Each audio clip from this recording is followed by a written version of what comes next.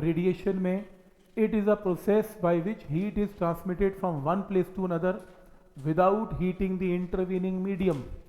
मतलब कि हीट एक जगह से दूसरी जगह जाएगी बीच में मीडियम को गर्म किए बिना।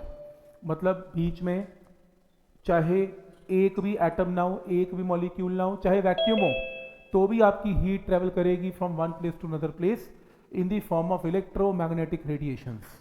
वेव की फॉर्म में, एनर्जी की फॉर्म में, इलेक्ट्रिक और मैग्नेटिक फील्ड एनर्जी की फॉर्म में हीट ट्रांसफर की जाती है। और ईएम वेव को ट्रांसफर करने के लिए मीडियम की जरूरत नहीं है। इसमें एक थ्योरी है जिसको प्रीवॉस थ्योरी ऑफ हीट एक्सचेंज बोलते हैं। प्रीवॉस थ्योरी ऑफ हीट एक्सचेंज में यह बताया जाता है कि कोई भी बॉडी अगर 0 केल्विन से ज्यादा टेम्परेचर पे है, और जो कि होती है, emit heat to the surrounding and gain heat from the surrounding at all times। हर वक्त कोई भी बॉडी, ये टेबल है, ये फैन है, आपकी बॉडी है, कोई भी बॉडी 0 केल्विन के ऊपर है, ये कॉन्टिन्यूसली हीट को अपने अंदर से रिलीज करती जा रही है और हीट को लेती भी जा रही है, देती भी जा रही है, अपनी बॉडी से हीट को छोड़ती भी जा रही है और सराउंडिंग से हीट को लेती भी जा रही है। अगर हीट को बाहर निकालने का रेट और हीट को लेने का रेट, मान लो मेरी बॉडी है और मेरी बॉडी हीट को रिलीज कर रही है, सराउंडिंग से ले भी रही है, अगर हीट छोड़ने का रेट और लेने का रेट बराबर है तो मेरी बॉडी का टेम्परेचर सेम रहेगा।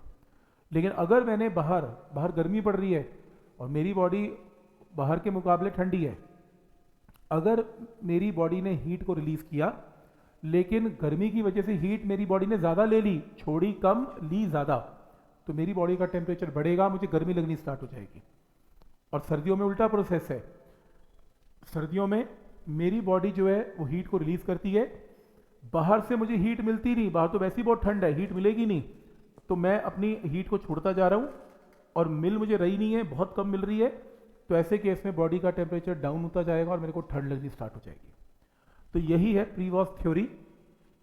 Amount of heat radiated per second depends on nature of the emitting surface and its surface area and its temperature. तो कोई भी बॉडी अपने अंदर से जो हीट बाहर निकालेगी वो डिपेंड करता है कि उसका शेप कैसा है, उसका एरिया कैसा है। जितना बड़ा एरिया है उतनी हीट बाहर निकलती है, एरिया छोटा है तो हीट कम बाहर निकलती है। तो एरिया पे डिपेंड करता है, उसकी बॉडी के टेम्परेचर पे डिपेंड करता है। बहुत हाई टेम्परेचर पे बॉडी है तो ऐसे केस में हीट ज़्यादा एमिट करेगी और अगर कम है तो कम हीट एमिट करेगी। और नेचर पे भी कोई ज़्यादा हीट एमिट करता है, कोई कम करता है। Rate of heat radiated by a body increases with increase in its temperature and is unaffected by presence of surrounding bodies। मतलब मेरी बॉडी का टेम्परेचर अगर ज़्यादा है तो मेरी बॉडी अपने अंदर से हीट को ज़्यादा एमिट करेगी, मुझे से फर्क नहीं पड़ता कि इसका टेम्परेचर कितना है। मेरी बॉडी का टेम्परेचर मेरी बॉडी में से हीट बाहर निकालेगा, दूसरी बॉडी का टेम्परेचर उस बॉडी में से हीट बाहर निकालेगा। There is a continuous exchange of heat between a body and the surrounding, बता दिया। And the rise and fall of temperature on the body is the net result of exchange of heat between the body and the surrounding। तो net जो temperature होगा body का वो depend करता है कि नेट गेन हुआ कि नेट लॉस हुआ, हीट का गेन हुआ कि हीट का लॉस हुआ। Exchange of heat between the body and surrounding continues till thermal equilibrium is established. एक बार बाहर का टेम्परेचर भी 20 है, मेरी बॉडी का टेम्परेचर भी 20 है, अब मेरी बॉडी ना तो हीट लेगी ना हीट देगी, तो कोई एक्सचेंज नहीं हो पाएगा।